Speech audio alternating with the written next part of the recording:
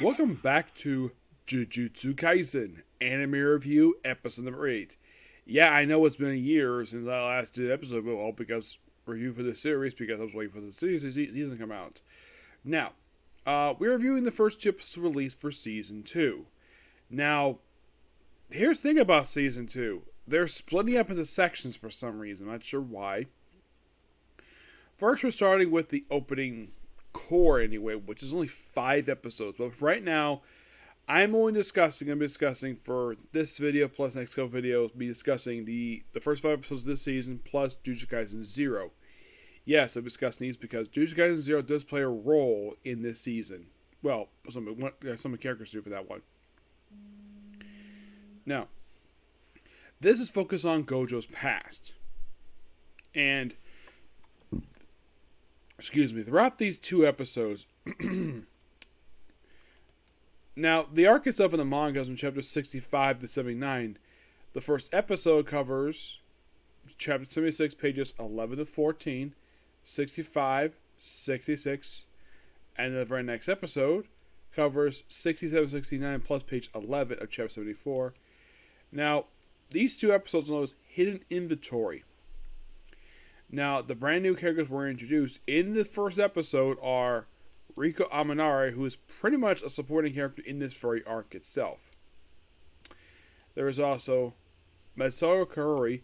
Oh, and here's the thing about Riko's voice actor. She's voiced by Reba Barr. Who is Reba Barr, I might ask? Why? She was basically in series like The Asterisk War, voicing Miko Yasu. Who's that? An announcer. She's also was in Hunter x Hunter as Patsu, Padre Lopi, Kokoloco. Now, these are series I've watched and it was her in it. Of course, she was also in Seven Sins, the movie, Prison to Sky, voicing Gala. She is also Ai Kanatsuki from Demon Slayer. She's actually one of the Insect Hashira's nurses. That's who she voices in the series. The Ape Said, Are You Kidding Me? Voicing Elsie, who I believe was the first fiance of the main character. She was actually just in a series I just reviewed just this year. Konosuba in Explosion's Wonderful, voicing Wolfbach. And here she's voicing Riko Amanare, who is basically a teenage girl selected to be... Way to explain this series, she's supposed to be she's the star plasma vessel. To be basically the new vessel for the stuff related to the barriers of Jujutsu High, the Tokyo branch. Yep. Now her maid, Matsuo Karori, who's voiced by Jenny Torito. Well, I can tell, seems like a very lovely woman. See a picture of her. She's the voice of Zero from Fairy Tail Zero, which I have seen. Let's see. Aside from that one, she's also Pan as a baby from Dragon Ball Super. Alahad from Restaurant to Another World. Yeah, she's the voice of from the series Second Evil. Victoria Eva Soronov. Yeah, I think she's the, if I remember correctly, she's the female assistant to Tanya in the series.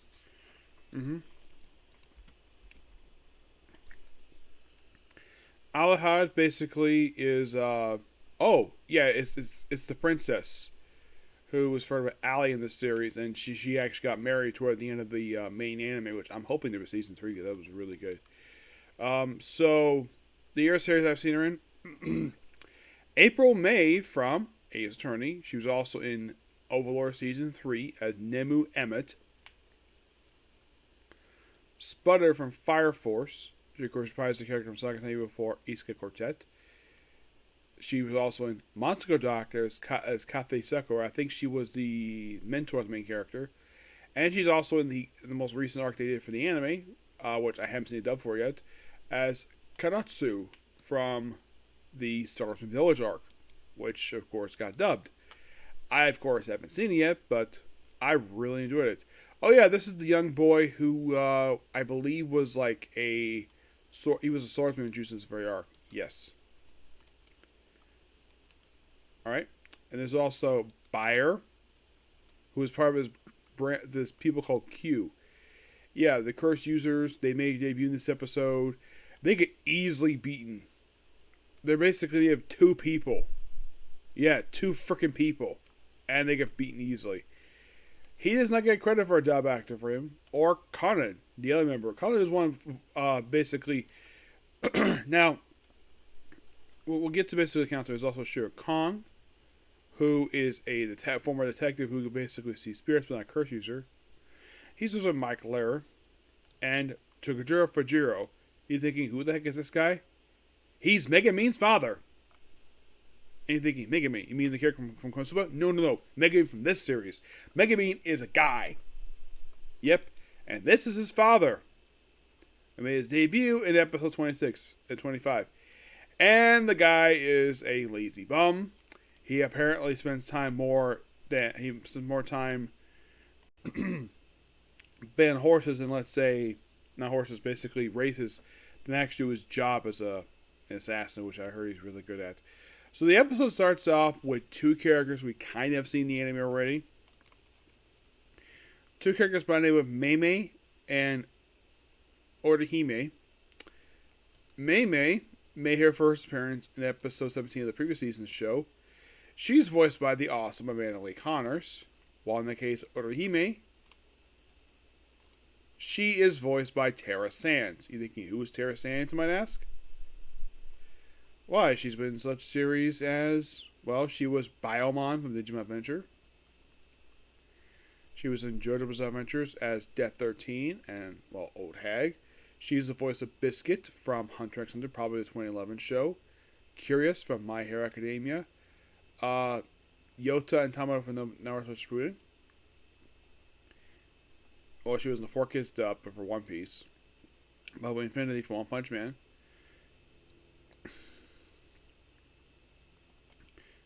She was in one of the versions of Ashura Kenshin as Saza Sandro, basically System 1 of the characters. She's Lugia from Seven Deadly Sins. Anya, which I believe that this is a character she'll both play in the original and the remake, from what I've heard. I have not seen the dub for yet, but I heard she does play the character again. She is also in Duel Monsters as Mokuba Kaiba. And she's the voice of Rita from Yasune Apprentice Half Demon. And that's it for her. Yeah, she's here as she's basically a shrine maiden who works with Jujutsu Kaisen. So, basically, they explain this history of this house at the start of this episode, which basically is an expansion of a few pages from the actual books. And the animation is gorgeous. Reminds me a lot of Resident Evil, this scene, where you have them ride via car. They basically don't just check out the cursed spirits. And they explain the history of this house, where it's owned by a guy who owned a chain of barbecue restaurants who went bankrupt because there was a mad cow disease that affected the restaurants. They put a massive amount of debt, so him and his family decide to commit suicide. Yep, they commit suicide. So you have these two just walk to the mansion. Mei has this thing where she's obsessed with money. Yeah, she would charge Jujutsu Kaisen for the boatloads of money. Orihime basically wants to cast a veil, but we'll handle it when we get inside. So they get in, and the place is a dump. I mean, it's a nice looking house on the exterior. It looks beautiful. The interior, there is lots of garbage everywhere. There are backpacks, clothes everywhere. They go to various rooms.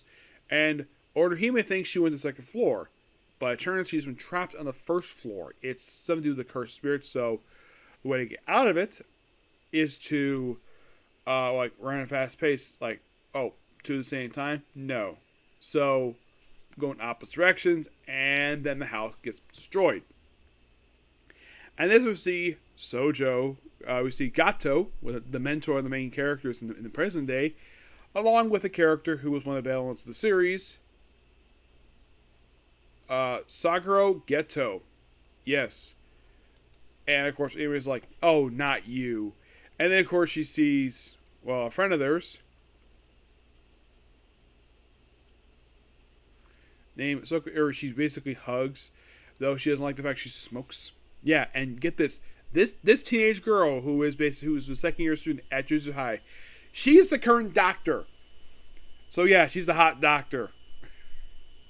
Yes, seriously.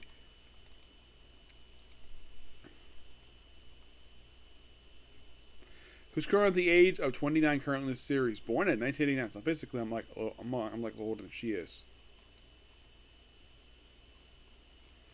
Yeah, this she made the episode 5. I remember, I think it was her or some other series where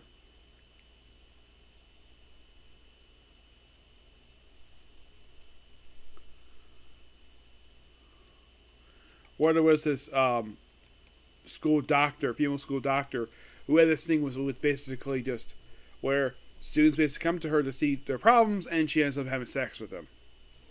I don't think it's her. I thought it was her. I think maybe it's somebody else. So, and of course, Gato was told to put up a veil. He didn't, so it made the national news. Their teacher, who is from the present day stuff, yes, yoga.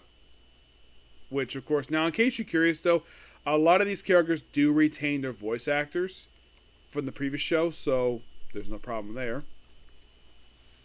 So, after chastising them, and of course, Gato again blaming, of course, the smoker, Iori, she gets basically runs off for a smoking break, and she's not sitting in the rest of the episode.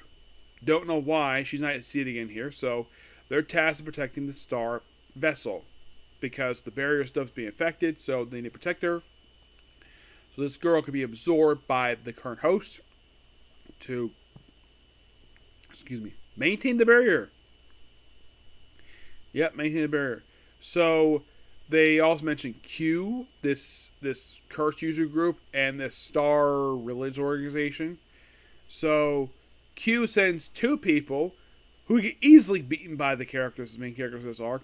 Gatsubi's buyer, who allegedly is the strongest member of this organization, beats him really easily. The other one gets beaten really easily too. So they transfer to a different apartment after her apartment got blown up. Yes, blown up, so they punch her in the apartment. Then, of course, she really can see cursed spirits. Like, it's not exactly explained. I get the fact she's a star vessel, but when did she start seeing cursed things? It's not really explained here.